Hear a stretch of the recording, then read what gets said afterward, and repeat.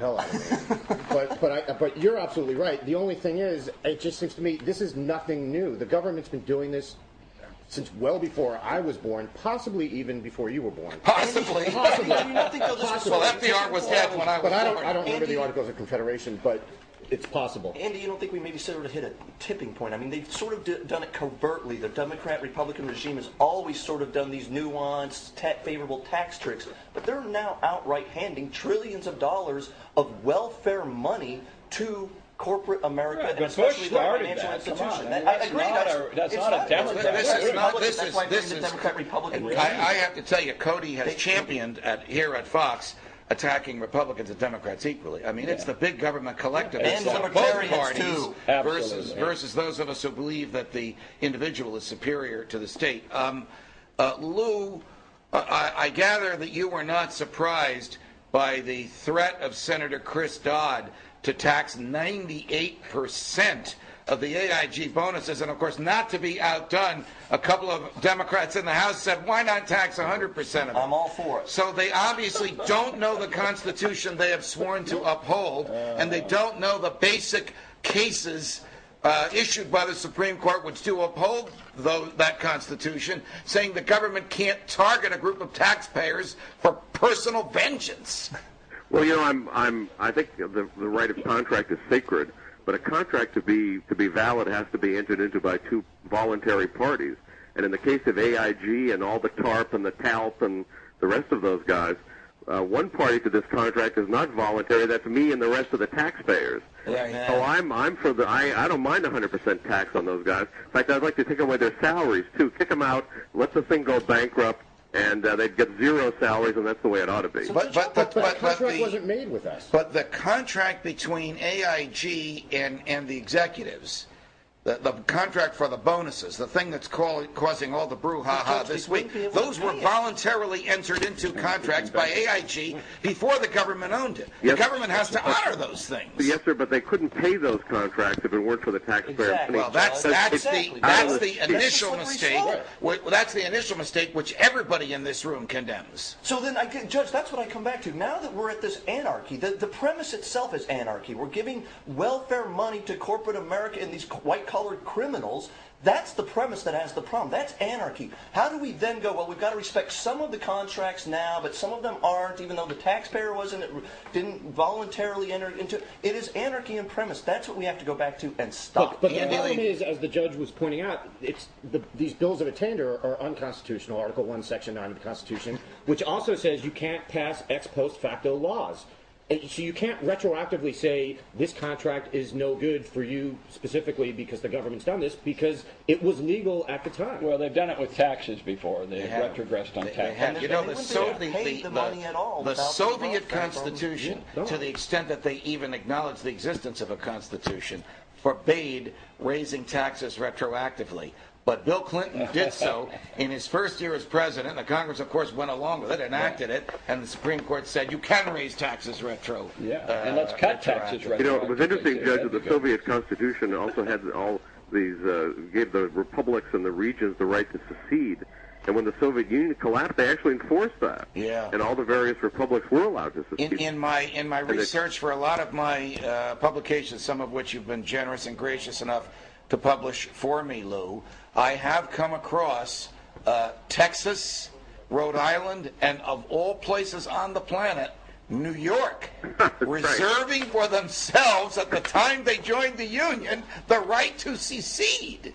Yeah, baby. I mean, I would love to see a challenge. I would love to see a state legislature secede and basically say to the federal government, get the heck out of our state and see what happens. Well, as the crisis deepens, I think we're going to see that. I think we're going to see secession among states. I mean, places in California seceding from the rest of California, and we're going to see parts of the United States seceding from Washington, D.C. I think it'd be a great thing. Of the end when that happens. What do you mean? Hang on, Cody. What do you mean the beginning of the end, Mark? Well, I mean, the United States became the great country that it is because it was one nation, and we accomplished a great deal. And as long as we're basically a free country, than everybody dividing. And I've never bought into the secession and splitting up. Isn't it a break on big government monsters in Washington if a state could nullify by refusing to obey an area of government regulation clearly reserved to the states under the Constitution? The danger is,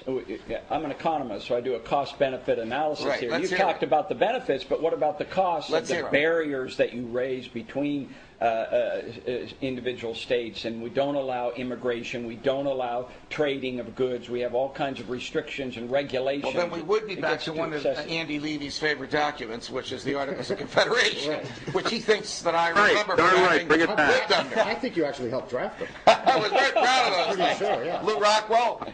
I love the Articles of Confederation. It was a very libertarian document, and it was a far freer system than even our Constitution. You don't think the great problem with it was, of course, ruinous tariffs between the states? There was tariffs between the states, but and now, of course, we have all the impositions of the federal government on business are far worse than those tariffs. Okay, it's a cost-benefit analysis. Which was worse, the ruinous tariffs between the states or a monster government that nobody can control in D.C., Mark? Well, you have to remember, though, just look at the overall results, and the results is despite the welfare state and all the problems that we've had a heck of a run as a nation, and I don't think we should, and we could have maybe done better. I mean, I would agree we definitely could do better, Cody. But we've done a great job up to this point. Articles of Confederation were basically the slippery slope toward the strip mallification of America, and that's exactly what we got. We got a cookie cutter of strip malling America, and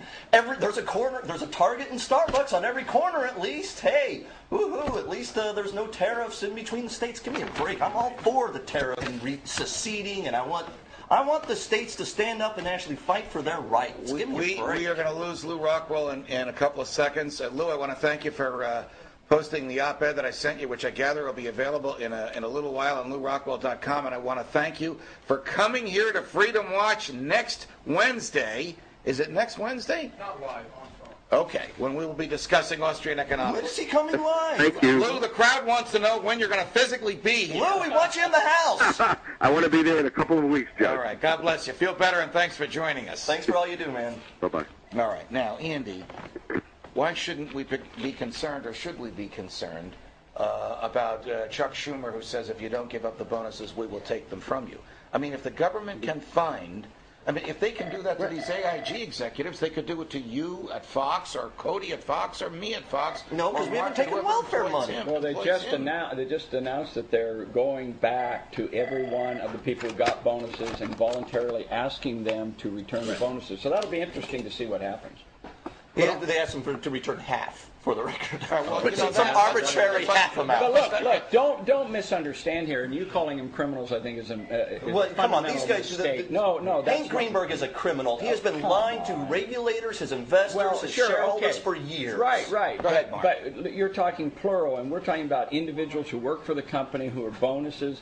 Bonuses is a fundamental standard policy in business practice. It should not be impugned. There's nothing wrong with the bonus system. Even if it's a welfare company now? We should not impugn it when you become a welfare company? But it wasn't at the time. Right. But it is now. It is now. I'm just talking about the present time. There's $160 million of my welfare money that could feed hungry kids in West Virginia, and instead it's going to give 73 guys $1 million bonus, and AIG blew up my economy. Whose fault is that? That's not it's all the Republican and Democrats who voted for the original TARP and stimulus and bailout packages, and we've got to stop it at the premise. But if the Congress can interfere with the obligation of contract because people are upset at the source of the funds, the origin of the funds, then it can interfere with any contract it wants. Yes, and nobody's freedom or privacy that takes welfare, anytime you're a corporation and you take welfare, the government can and should come in and abrogate every single private contract you have. Get off welfare then. But that's not the law, and that's not the Constitution. They should have made that. Neither is any of this. TARP wasn't constitutional. It's a slippery slope, and I'm going to fight the premise itself. I'm not going to somehow go. They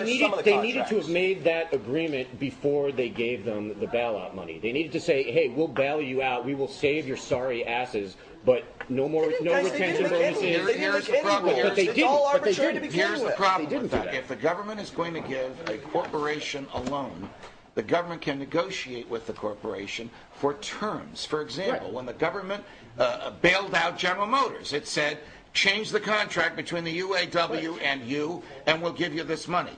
That type of negotiation is lawful. But when the government simply buys stock in a corporation, like any of